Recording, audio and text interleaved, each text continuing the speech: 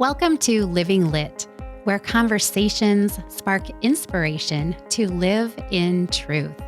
Journey together with us to explore what it means to live a liturgical life and walk in the truth of our faith.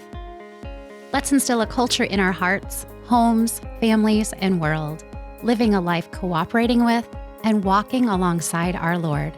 I'm Robyn Brueggemann. Let's be a light, share the light, shine the light, and live lit. Hello, friends. Welcome back to another episode where we are going to talk about St. John Paul II. So in the beginning, or the other part of the episode, I talked about John Paul II and the many gifts he gave us in his vision and inspiration for the domestic church, the little church that we call home, and how to live a liturgical life within the little church that we call home.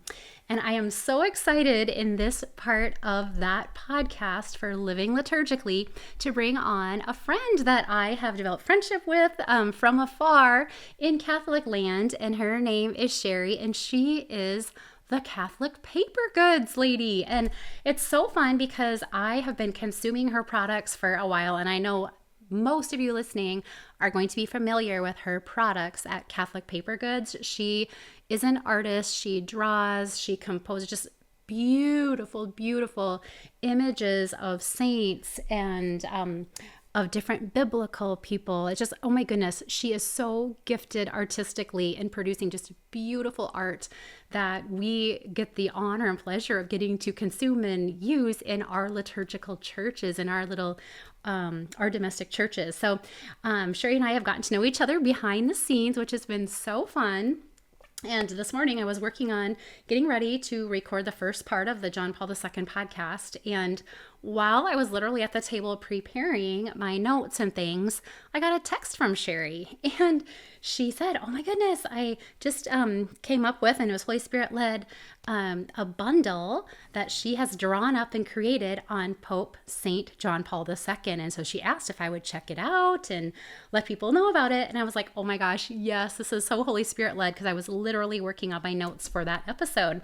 So as the day would kind of go on a little bit, then I just was in touch with Shari, and then texted and finally called and said, what do you think? Maybe we should record today together. Come on, Living Lit. So this is so Holy Spirit led, and I'm so excited to have Shari on Living Lit to introduce you to her ministry, and also then for us to talk about St. John Paul II and how the Holy Spirit has been prompting her, and St. John Paul II, I think, nudging a little bit too. So Shari, welcome to Living Lit. Hi, Robyn. Thank you.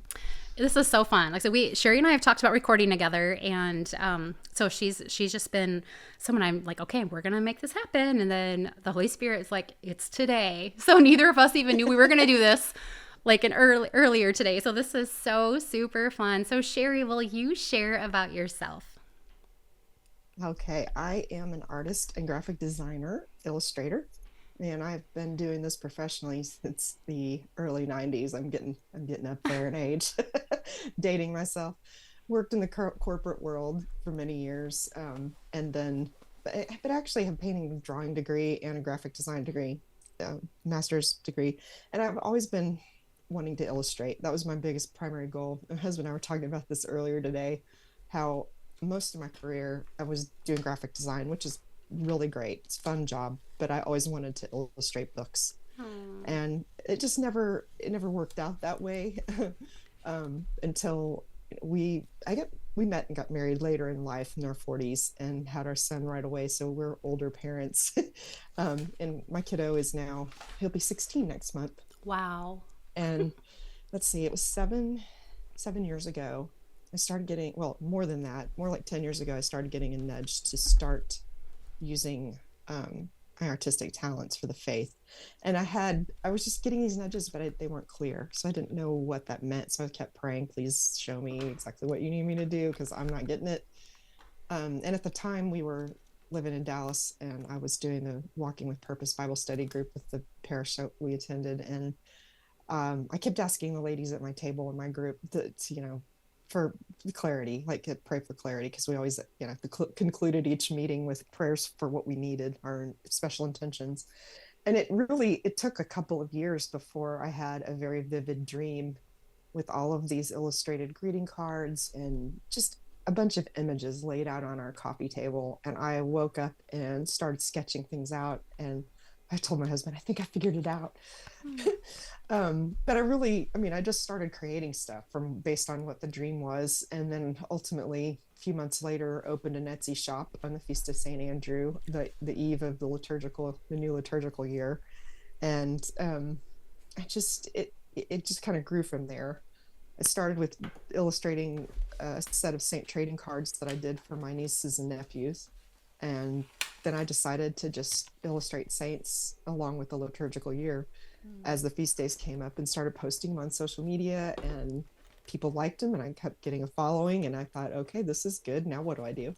So it evolved from just creating greeting cards, because ultimately the first thing I wanted to do was just create beautiful art for the faith, specifically greeting cards for sacraments. But let's face it, it's hard to find greeting cards that aren't all the same. They're just different. You wanted something more like faith. Yeah, faith the modern classic, if you can combine the two, is my intention. Some more graphic, some more fun for younger folks, but yet still in line with our beautiful faith and tradition. And so that's how it started. And I sold some of them in person at different holiday fairs around Dallas, and then it just kind of grew from there. And then because we were homeschooling, my son was at the time 6, 7, 8 years old, so I ended up starting to do coloring pages for him, and people were going nuts for them. So then I just started developing more and more. It was just getting nudges. I really had no plan. I would just kind of wake up with ideas and go from there. It's typically how it happens for me, is I sleep on it and I wake up knowing what to do, which is cool. Divine inspired. Yeah, it is. You pray for the ideas and you'll get them. Yeah. And it's just it's an infinite subject matter, our faith. There's never a limit to what ideas can come from this. And started to really fall in love with the saints. I'm a cradle Catholic, I remember being just in awe of Butler's Book of Saints that my aunt and uncle had when I was little, and I was both intrigued and creeped out by the relics and the bones and all the stuff, the memento mori of it all.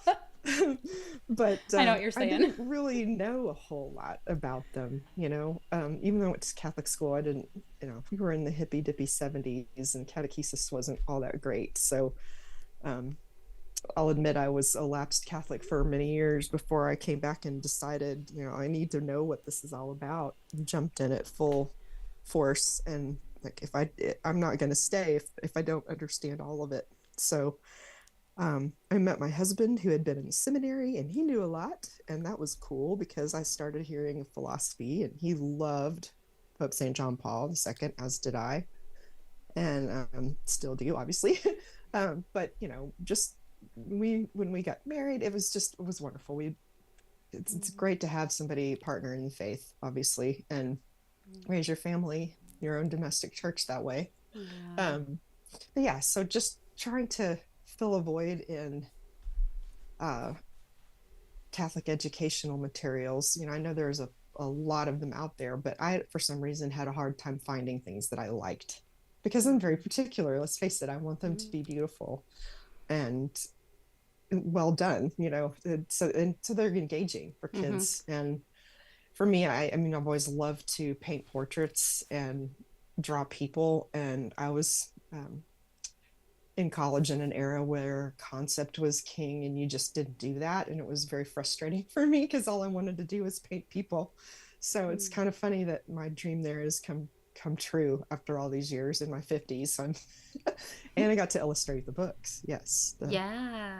With Katie Bogner. Yes. What a dream job. Yes. Yeah. Wow. You have definitely, God has fulfilled the seeds he planted in you, and is continuing to. You talk about, your artwork is very unique, your drawings, but so beautiful. And I think that's really what drew me when I first stumbled on your artwork. And your drawings and your bundles years back was, like you said, it wasn't like the traditional, like you say, like the Butler Saint book. It wasn't Yeah. the like older, where they just kind of, the saints just kind of have like a sternness to them. Right. Where your saints were so beautifully drawn and yet so delicate looking, but so just had this richness to them that really just almost like you can interact with them while they're on the page. Like they're Mhm.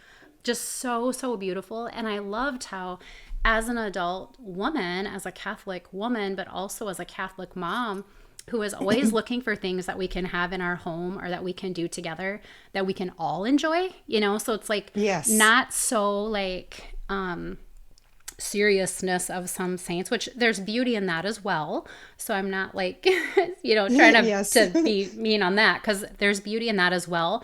But I was so drawn to yours because I felt like, oh, they're not super kid like. They're so beautiful and real looking.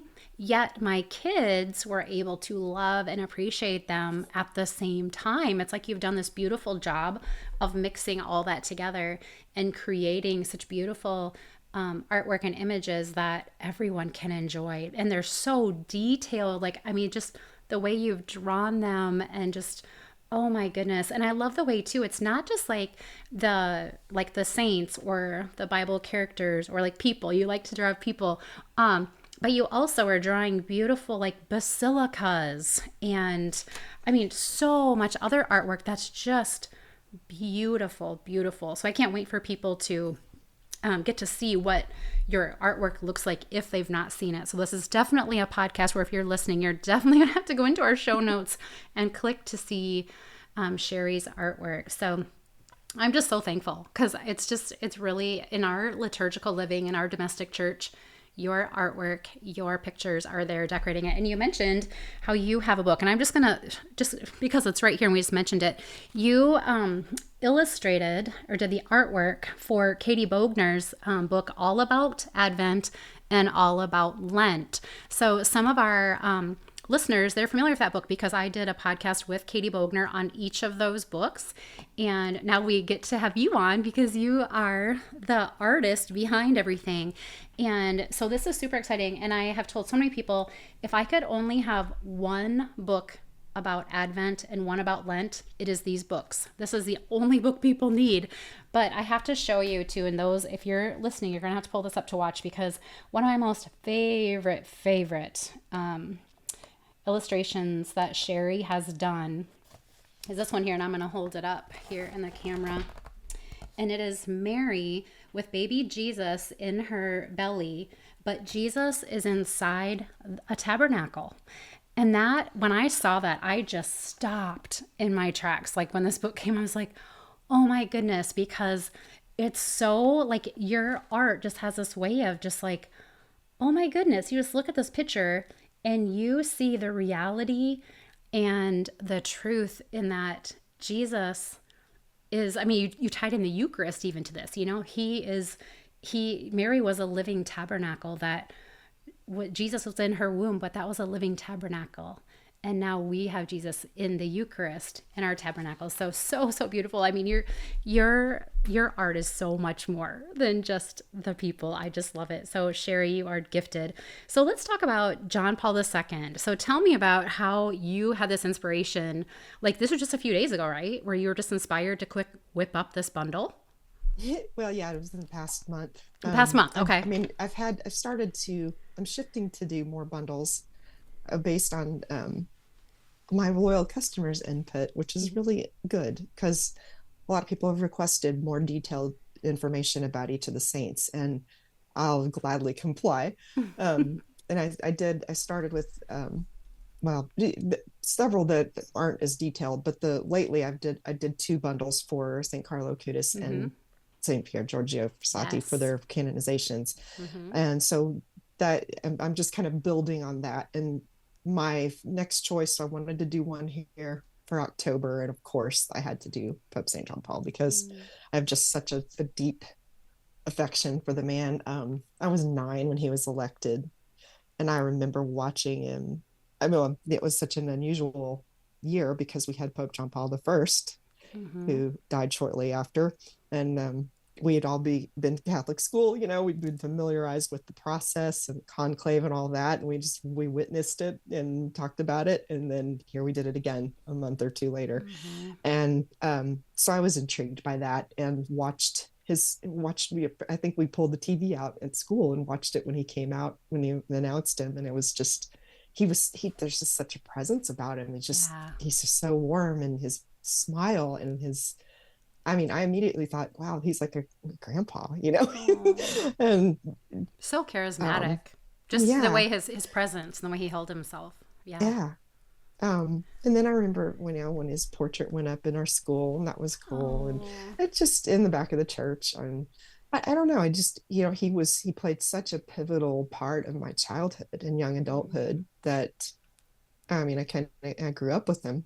And yeah, he was something else. Just the way he was on, I used to tell my mom I wanted to illustrate the cover of Time magazine, and he was always on the cover of Time magazine, because my dad got it, and I every week would look it through there. And so his world travels were featured in there. And I remember very clearly, because my dad is a news hound, and it was always on in our house. I remember Lech Walesa and Solidarity. I just, those things are just key memories for me. And so when I set out to do this, how do you start with Pope John Paul? And so it's like a legend. The way I start with anything is I just start drawing. I just research photos of him, and I love drawing the modern saints because we have the photos, and especially him, because he's got to be the most photographed pope, I would imagine. I bet, yeah. I'm sure now it's crazy too now, but anyhow, so much great material to draw from, so many great video clips of him, and so that's what I sit down, and that's what I watch. I watched the video of the night of his election, and when he came out and spoke to the crowd, and just to get inspired. And then my son was confirmed last month, and he chose him as his confirmation saint, which just delighted us. No pressure from us, but it was pretty great. He chose him. Love it. And he and I watched videos and listened to recordings of him and watched movies about him all summer. So I feel like I've just been immersed in the man all year, and I'm not mad about that at all. He's definitely a family saint for you guys. Yeah, he totally is. Yeah, and he's just so playful and so human, so down to earth. I think but so brilliant and so heady and wordy and all of those things combined. But yeah, I just started drawing my favorite pictures of him, and with key topics in mind. Like, I really wanted to focus on mercy, divine mercy, and forgiveness. And so, the classic image of him forgiving the man who attempted to kill him. That was so beautiful. The role that Our Lady of Fatima played in that, I had to do that. So yeah, all of the topics just sort of, once I looked over all the images, I thought, okay, here we go. We have forgiveness, we have mercy, we have World Youth Day, we have the great outdoors, we have his travels as the Pilgrim Pope. Had to put the encyclicals in there because I love that. That's just, he left us so many, like, those are gifts to us. Yeah, I love that. So you did, not only were you like drawing a bunch, you were doing a lot of research, which most of it I know that you knew because you were such a JP2 fan. But then you dug deeper, because what you've done is you've created this bundle. So when we say bundle, listeners, so Shari has created, it's actually a bundle. I forget, I should know because I just printed it off, because Shari just emailed it to me before we were meeting up today. How many pages is it again? It's 23. 23 pages. And I will tell you guys, it is more of like a little booklet. And like I'm talking, and her pictures are so beautiful that they're like heirloom looking. They're just beautiful and stunning. And when I printed this off, I thought, oh my goodness, so I'm going to bring this out for his feast day. Anybody in the family who wants to color in it can color in it. But then we have it almost like this booklet. It's his whole lifetime. So Shari has done an incredible job of pulling together the research and the history and his life, and plugged all of that in to her amazing artworks. Like, oh my goodness, this is a gift, Shari. It's definitely a keepsake. Like I said, I will be putting this in a safe place after his feast day. I'll leave it out for a while and let the kids look at it, but then it's going to be coming out. Like I'm going to keep this in a safe place and it's going to come out year after year. So how about we walk people through, because in the other part of the podcast, I said that we would, in this podcast, be just kind of refreshing people's mind on who JP2 is. And you hit on so many awesome parts of his life within this bundle, this little booklet bundle that you made. So, so you start by just introducing who JP2 is, John Paul II. He was born Karol Joseph Wojtyła on May 18, 1920 in a small Polish town. And his parents are Carol and Amelia, and they were loving, faithful Catholics. And I have to tell you guys, what is so cool is until I printed off Shari's bundle, which she literally was emailing me over lunchtime, which is such a gift, I did not realize that they were servants of God. And I'm not sure how that escaped me. So Shari and I were talking on the phone after, and that was, I think you said 2020, right? Was when they were announced and declared servants of God as a couple. And wow, that is beautiful. And I'm not sure how I didn't recall that, but I loved that. So you, on the very first page of this, you have an image of his parents that you've drawn, which is so beautiful.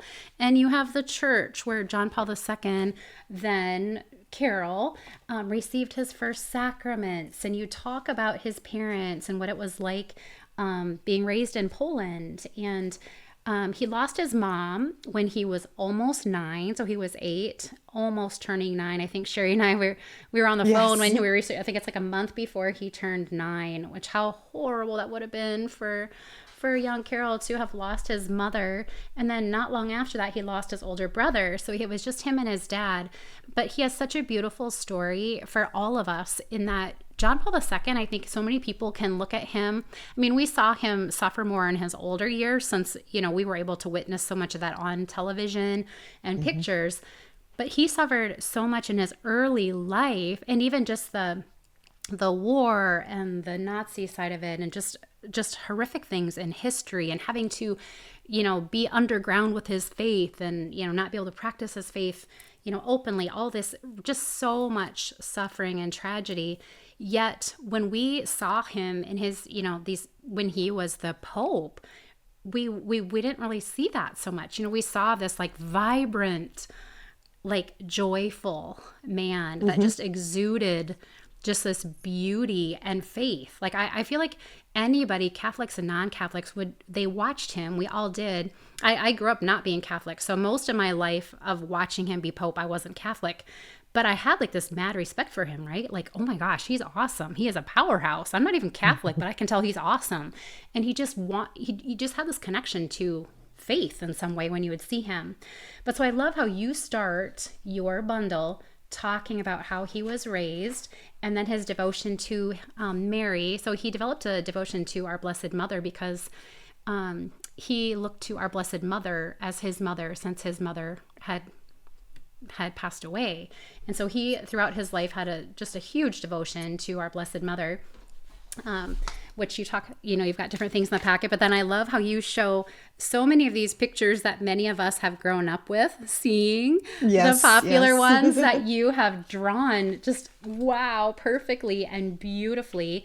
And then the other thing you do in your bundle is you have questions, discussion questions. So you can be reading this with your family, or you don't even have to have a family. I would read this as an adult and read it and reflect on these discussion questions and enjoy the beauty. And then, of course, you have when he becomes the Holy Father, the Pope. And this is also such a just well-known picture that you have recreated and drawn of when he becomes Pope. And you have a lot of his different quotes. He's oh my gosh, such a man of so many awesome quotes. But let's dive into, I think what's important for people to know is he left our church, our Catholic faith, so much that some people don't necessarily know are connected to him. So you brought up the divine mercy, the mercy, that was a huge part of his message. So do you want to talk on that real quick, the divine mercy and Saint Faustina? Yeah, I love that because she was also Polish. Yes. Polish nun. And, if you're not familiar with the Divine Mercy, Jesus appeared to her and told her basically to have this image of him painted. And so she was responsible for finding an artist who could paint the vision that she received from him. And then she kept a diary of all the messages that he gave her. In it, they were all centered around his divine mercy. And if you haven't read that diary, it's great. I mean, it's, you can just pick it up and read a little bit a day, and it's incredible. But of course, she died when he would have been, or I think around 18 years old. So he would have probably been familiar with her, just knowing, because he lived in the area. But then I read that when he was a priest, he would often visit her Wow, I don't know tomb that I knew that. in the Wow. the church there. So Wow. that's pretty cool, So he would Yeah. have seen all of that and been inspired by her, and then he was her greatest promoter and ended up Mm-hmm. canonizing her, Mm-hmm. um, which is just fantastic. I It's mean, so cool. he touched so many massive historical events He and did. promoted the Divine Mercy, and he instituted the Feast of Divine Mercy Mm-hmm. Sunday as we know it, the Yeah. Saturday after Easter. Yeah.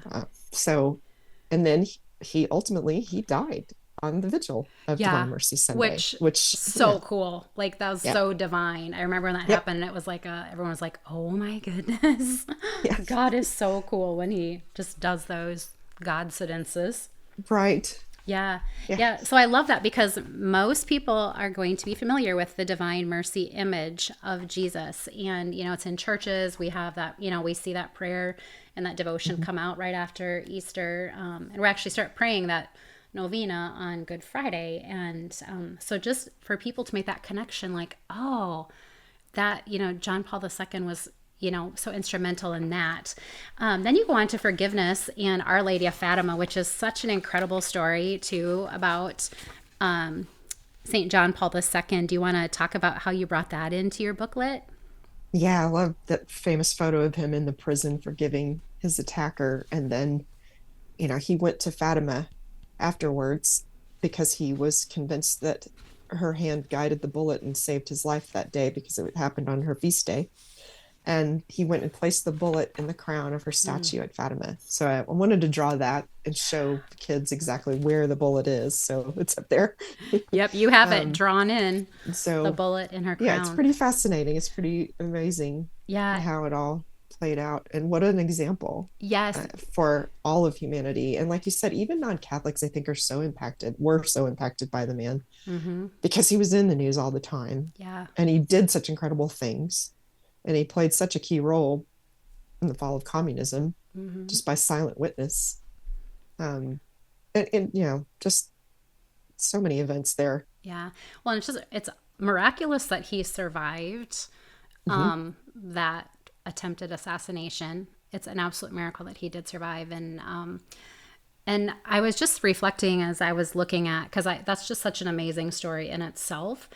Him surviving that and then him forgiving that person, his assassin, and then placing that bullet in Our Lady of Fatima's crown and that connection there. But I was just thinking when I was looking at your booklet here that it's interesting how, Charlie Kirk, is in the news so much. And of course, his wife, speaking Mm-hmm. out and different things. And, she publicly has forgiven the person who killed her husband. And that has made such big news, as it should. And it's just really been rippling through, everyone going, oh my goodness, wow, that's incredible.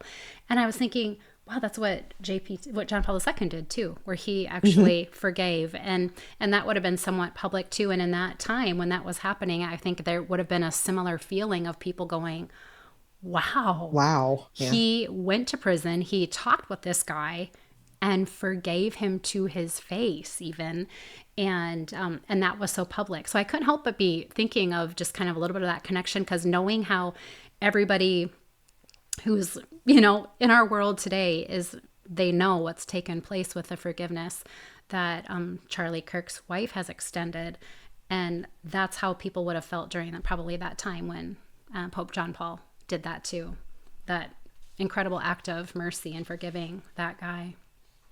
Yes. So awesome.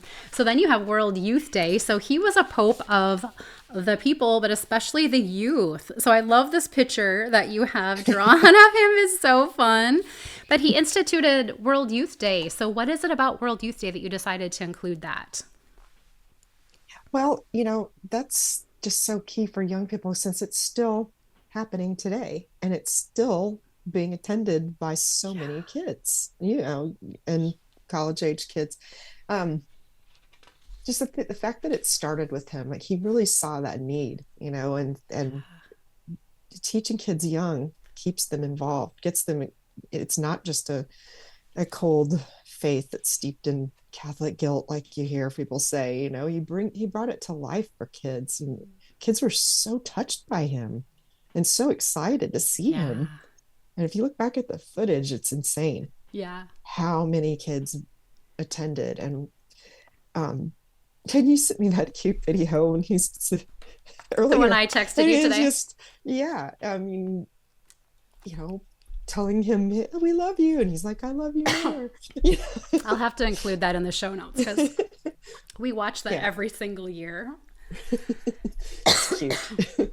Excuse me. But, telling people don't be afraid and making Jesus personal, which is hard when you're a teen, when you're a young adult, especially now. For sure. And it is really cool that excuse me, I swallowed wrong, that it's carried on through the years and it's still going on. So yeah, so then you have him in nature and outdoors, which all I did was swallow wrong, which I love. And people will really remember pictures of him being in the outdoors and worshiping. Skiing, yes. He was really old. He was out with his cane hiking. Yeah. Which I think would also be so like attractive in a way that would draw people in. Like, oh my goodness. Yeah, he's out skiing. He's out. He would be canoeing different times. And right. Yeah, so fun. And then the Pilgrim Pope, you talk about how you brought in, which is another big part of JP2's life, is that he traveled more than I think any other pope, I think they say. Yeah, at that point, yeah. Yeah. So he had visited 129 countries, more than any pope before him. And that's something you hear a lot too, is I've heard that different things I've read and listened to where that made such a difference in evangelizing and being accepted by so many people in so many different denominations and religions, because he traveled everywhere and kind of broke down these borders of separation, I think, and went to the people and was such a witness in that way. So I love how you have that. That's so cute. Well, it's so cool researching because the trip to Australia got me, obviously the koala bear photo is just precious, but he vested for mass in beautiful vestments that were related to tribal culture of Australia. I mean, so he really he met the people. He did. And he appreciated and embraced their cultures, and he knew his stuff. He preached to their specific needs, their specific interests and devotions, and it's a massive amount of effort. Yeah, and I think it also showed his great respect, such a respect, because that was another part of Pope St. John Paul II's life and mission as message was really this respect for everybody. For starters, from conception to natural death, that, you talk about theology of the body also in here, but just this, and friendship, love, and mercy. But he had, and is it Humana Vitae, I think is the one that's the respect, humanity and respect for life and different things. Now, I'm probably going to say that wrong. But I think, like you talking about how he would travel and his vestments would be reflective where he was visiting, shows this respect he had for everybody, no matter what. And how beautiful, because we saw that just by him living it. Which, without him, I mean, sure, he preached on it, he wrote on it, spoke on it, but he lived it. I think that's maybe what we were able to witness, those of us who watched him and, we lived during his papacy, was that he lived what he was teaching the rest of us. So maybe Right. that's, and I'm not saying Yeah. that other popes don't. I think he just was just he had a certain charism that was a little more evident and apparent that the rest of us were able to catch that, from seeing him from afar. Right. And he was pre-internet era too, so Yeah, it seemed like it was more simplistic. Like he'd right. talk about this topic and then he would exemplify this topic, so I guess it was just a little different. It wasn't every minute of his life covered, even though he Right. was all over the place Yeah, media that's true. wise. Yeah, I forget that we didn't always have the internet. Isn't that funny to think of? Yeah. Yeah. Okay, so I'm not going to give all of your bundle away because you touch on so many things, but I'm just kind of touching on some of them. Another one that I love that you included, and many people aren't going to remember this or know this, that he is the one that instituted the luminous mysteries of the Rosary, which is Yes. so, so cool. So, yet another thing that John Paul II gifted the rest of us, the church. And so I love how you have included that in your bundle, and you tell what it is, and then you tell how to pray it. So I love that. You just so tell me what else you want to point out in the bundle that Oh you just think would goodness. be so, like, as far as John Paul II's life. Especially, well, his witness to aging and suffering is such a big one because we watched this active, vibrant, athletic man um, really be hit hard by Parkinson's, and Yeah. we watched him not be able to speak anymore, and it was slow and painful to witness. But he never stopped working. He never stopped writing. He never stopped being himself. Right. Um, um, I love the quote that came up in there, that do not waste your suffering, offer it to God, it can become a gift of love. I mean, that embodies all of his teachings too. It does. And I remember at the time everybody saying, why is he still doing this? He should retire or step down. He can't do this. But I don't think people realize that his mind was never affected, Yeah. you know. Yeah. But what a beautiful witness to it. It's got to be hard to get yourself up and at him every day when you're barely able. Yeah. Yeah, I can't imagine. And he really did. I think, at the time, I didn't, I like you thought, oh, or like you mentioned, I think people were wondering, gosh, like, why are they not replacing him or getting a new pope in? Mm-hmm. But you're right. I think there was so much witness involved in that there again, he was living the faith that way. Like he was being a model for the rest of us, and shows how you still live the faith even through suffering, Mm-hmm. even through aging, even when your body is failing you, you're still focused on living the faith. And he did just give us such a great example of that in his Mm-hmm. later years. Like, He yes, lived out the theology of the body. he I mean, absolutely did. Yes. Oh my goodness. Yeah, what a beautiful way to think of that. That he really did. And really, we watched him through so much, because he was so youthful when he became Pope. mhm, So we really did get to see, like, almost like the transitional side of life that takes right. place as someone is just going through life and aging. And yeah, that it really was a really good witness of theology of the body. Do you want to touch quick on theology of the body for people who do Sure, not know what that is? sure. Yeah, it started as a series of Wednesday audiences. It was just a series of talks that he gave. And I'm not sure. I mean, my husband, oh my gosh, he could tell you more.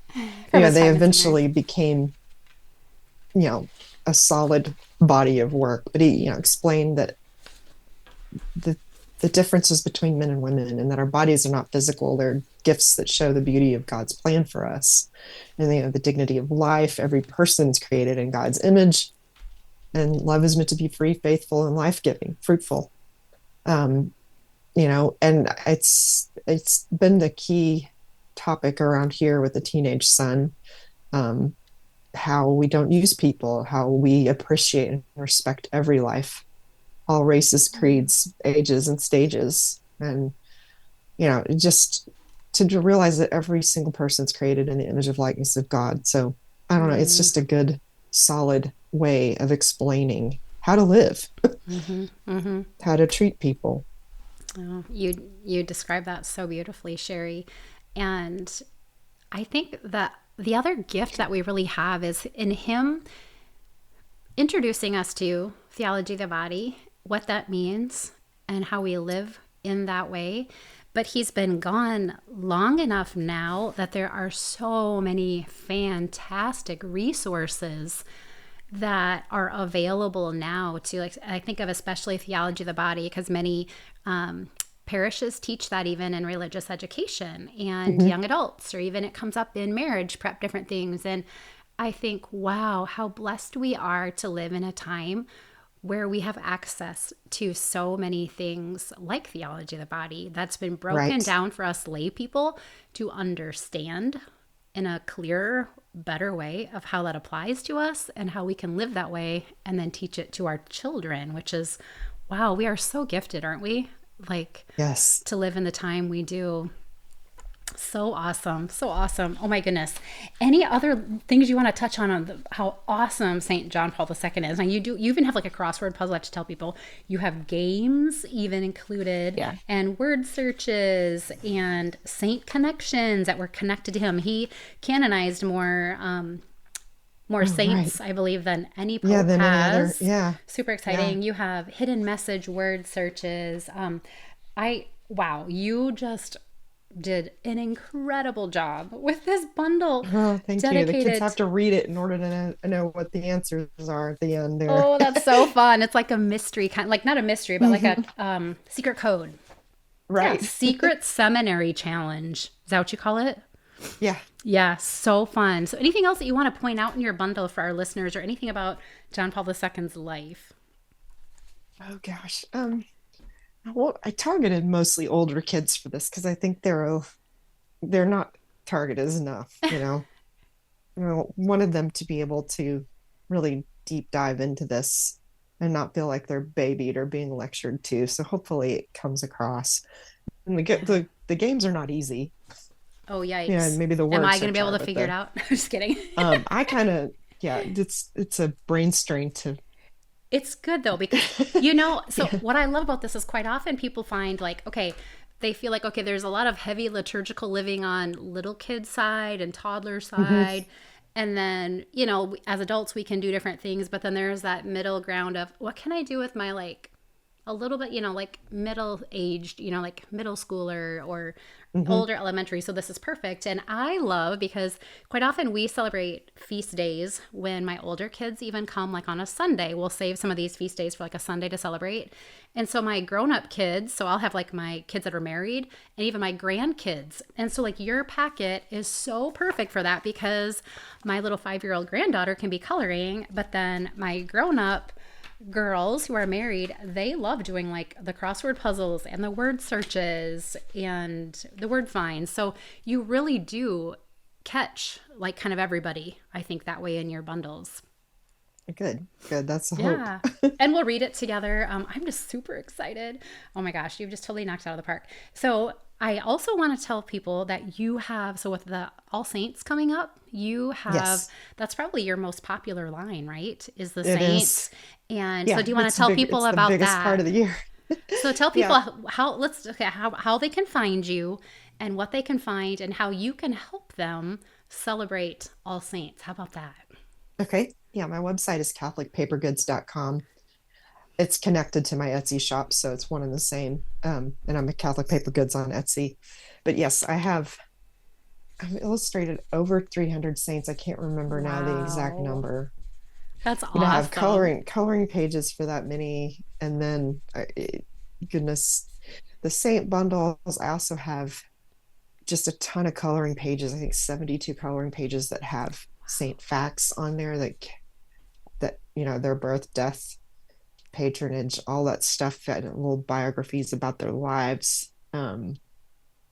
The bunch of color and coloring pages versions of quotes from the saints, and I've got saint banners. I've got saint bingo. Yes, Oh so my fun. goodness. What else do I have? Just I cannot even. You have like It's trading it's cards. it's You You have Saint trading Trading cards. cards, yes, trading cards, and I've got games. I've got pen, and the brand new one is pin the roses on Saint Juan Diego's Oh, tilma, fun. and just listed that one. Awesome. I have a whole bundle too. I've got cupcake toppers with the Oh my saints on goodness, them, yes. and pin the halo on the saints. So you've got um, it's like a one-stop shop it's for got, yeah, all of it's a your All lot. Saints party needs, or just to celebrate in the home, or just Yes, to, like, because, I love, a lot of adults color today in today's world too. So you've got something for yes, everybody, for every age. I just love it. And super fun, super fun. So yes, I will connect your website in my show notes so people can find you and see your artwork, and then get some of your beautiful Catholic paper goods. And then also, before we leave, then I want you to tell people about, so you and I, we've been joking throughout the day because we're texting and calling that we are such last minute liturgical livers, which I know yes, people would find probably very funny, since if people are watching us, they're thinking, oh, we're so planned out, which we do to a certain degree, right? But we yeah, tend to still be down to the last minute too. So you have an email subscription where you help yes. people live the liturgical year, and tell people what your section is called. Yeah, it's called last minute liturgical living because I am not a planner. I mentally plan, but I don't actually physically do anything. I Totally really don't. me. I have no energy. I'm a menopausal mom, and Oh, same. I fail to plan. And anyway, So you're down to the it last just minute. it's always Me last too. minute, and I just have to. I mean, even when I decide to create products, like I really should do that. I think I'll do it now. The feast day's next week. Instead of looking months down the road, which is what normal people do with their marketing, I think, oh, let's just stay up all night and do this. But yeah, We're just saying it's Holy Spirit. We're just, the right. Spirit's just prompting us a little bit different than He does other people. Exactly. But no, Yeah. we have that in common, where we're last minute liturgical livers. But here's what I think that shows: that people can be watching us and, listening to us thinking, oh, I bet they're so planned out, I could never do that. But we No, are showing you that actually you can live liturgically and bring the faith into your home at the last minute, and we've got you covered for that. exactly. And that's why I do this, because I'm the world's worst. And I want you to see that. And that's why everything that I do is printable, because it's instantly I available. love that. And even if you forget and it's 10:30 in the morning and it's a feast day, you can just print a coloring page and I've done that. you've Guilty. done it, you're there. Even sometimes at like 8 p.m. of a feast day, Right, I'm like, right. oh goodness, I'm gonna make this special somehow. I'm gonna print this off. So Exactly. you've I got mean, that's how everybody's you get it back. done. Yeah, Yeah. right. So I love that. That was so catchy. In fact, I've always joked I'm a last minute liturgical liver. Then when I saw your email have that, a few years back, I was like, oh, she's like me. And then now we've become friends, living liturgically at the last minute. Hmm. I love it. Exactly. I love it. Well, Shari, this has been so fun, and it's just been such a joy and delight to get to introduce you to my Living Lit family. And I'm just excited for people to check out your Catholic paper goods if they haven't already. And this is such a great way to honor and live in some legacy of Saint John Paul II. So you can get this bundle, which I will have a link to that in the show notes, which would be a fantastic and very easy way to live liturgically with John Paul II. And then also be thinking about Advent. You guys, Advent is sneaking up so very quickly on us here. We're going to have all Saints and All Souls, and then it's going to be Advent before you know it. Can't recommend this book that Shari illustrates and Katie Bogner has written. So friends, you'll definitely want to check that out too. So Shari, thanks so much for being with us today. I know You're you'll be back welcome. on to visit again because you Sure. have lots to share, but it's been fun to just highlight your ministry, and we'll be praying for you. And friends, make sure that you bring a little bit of John Paul II into your family's life and into your family culture. Until next time, have a great week, guys. Thanks for joining us today. Remember to like, subscribe, and share Living Lit, and reach out with topics you'd like tackled at livinglit@sfcatholic.org. And be the light, shine the light, share the light, and live lit.